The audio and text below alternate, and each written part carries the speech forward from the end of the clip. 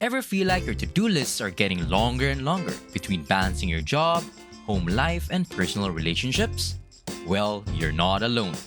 Most people tend to struggle with these things and wish there could be more time in a day for them to do more and be more productive. But sometimes we mistake productivity with doing more work. In today's video, we will look at the top best-selling books on productivity and time management. The 4-Hour Workweek by Tim Ferriss, Deep Work by Cal Newport, and Essentialism by Greg McKeown. These books were written a few years apart in various economies, but they all have the same premise: we got productivity wrong. Stick with us until the end as we will share with you how top performers actually do their most important work and how you can implement that into your life.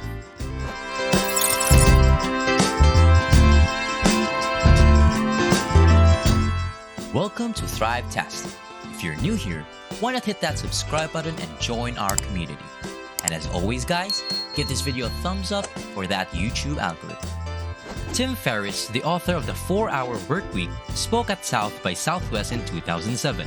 The discussion on how working hard and long hours are detrimental to achieving one's goal. This was at a time when Steve Jobs had just unveiled the iPhone and Facebook was gaining millions of users. The general sentiment in Silicon Valley was one of pride and overworking.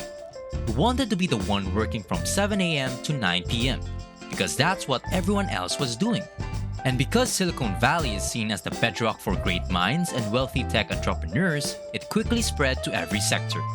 The term hyperproductivity, sometimes known as hustle culture, was coined. Many individuals, including yourself, are making an honest attempt to learn how to be more productive. After all, you're here watching this video.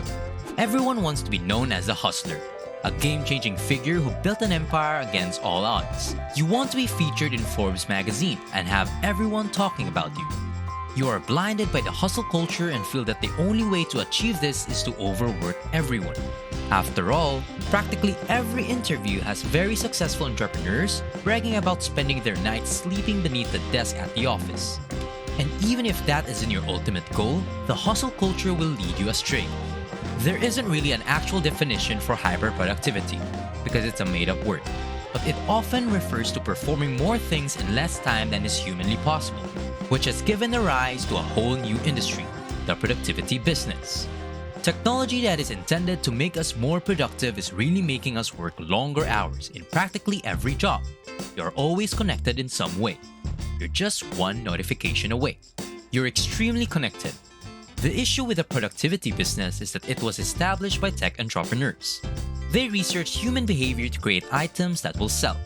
They accomplish this by convincing individuals that they require their products in their lives. And it has been shown to be extremely effective. We received useful tools that make collaboration between people easier.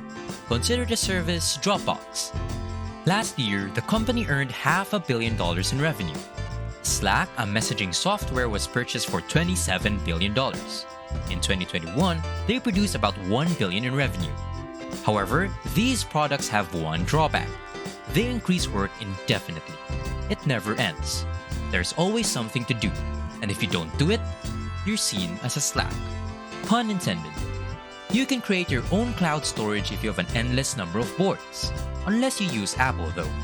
Hundreds of tasks are stacked together in an infinite company feed that never seems to end. You start your day by reviewing your tasks, and the sheer volume of work filling your monitor makes you want to take a nap. You're not sure where to begin, when to end, or what to prioritize. The best way to explain this is by asking you a question Tim Ferriss asked the audience at South by Southwest. How do your decisions and priorities change if retirement will never be an option? When you think about it, nearly no one who enjoys their job wants to retire or resign. They can't stand doing nothing. And even if they reduce their work as they age, their intellect remains active. You spend around 500 months of your life working as an average individual. That's about 42 years or roughly half of your whole life on Earth. Do you truly feel you'll be able to operate at peak efficiency the entire time? It is critical to understand that you are not one app away from becoming productive. No plugging or app combo will make you more productive. Where do you go from here if hard work or productivity applications aren't the answer? First step is to distinguish between efficient and effective. Being efficient involves maximizing production while minimizing wasted effort or price. It sounds wonderful on paper, but in practice, it means that if you're great at your job, you get to perform other people's jobs as well. Of course, being efficient is important if you're launching your own startup, but we're betting that's not why you're here.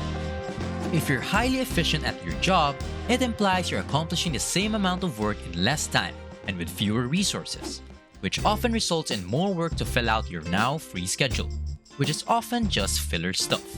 It serves no purpose other than to make you feel like you're not wasting company time on your time. Consider what you did yesterday. How many hours have you worked and what value did those hours bring? According to the Bureau of Labor Statistics, what favorable results did you achieve? The average worker works for approximately 2 hours and 53 minutes every day. The good news is that if you work from home or have more control over your time, technically, what you accomplish in 3 hours on your own equals a full-day job at an office, which leads us to the topic of effectiveness. Being effective implies achieving the desired outcome. Assume your outcome is cutting a tree. If you're trying to be effective, you'll calculate the best angle, the correct amount of force, and the optimal number of hits to cut down that tree as quickly as possible. But if you're being efficient, you just sharpen the axe. It's a completely different mindset, which brings us to the reason you click on this video: the quickest way to be productive. All 3 of the books that we mentioned before all focus on one thing: being effective at the appropriate things. This is accomplished by concentrating solely on acts with the greatest impact. To gain a better understanding of what this means, in a recent interview, Tim Ferriss was asked how to find actions with the highest leverage, and this was his response. He had to speak with a lot of individuals when writing the 4-hour workweek. Naturally, he began to concentrate on improving his interview skills and asking good questions. This prompted him to launch a podcast in which he deconstructs world-class performers. The interview became his most powerful action. For one thing, his podcast is now one of the most popular in the world, with over 700 million downloads. And the insights he gained from his interviews prompted him to write several best-selling books. Consider what action has the greatest leverage for you. Assume you're a writer. A couple of things will happen for you if you write 5 pages every morning. First, you freeze your thoughts in the physical plane. 2, when you don't have much to write about, you improve your writing skills.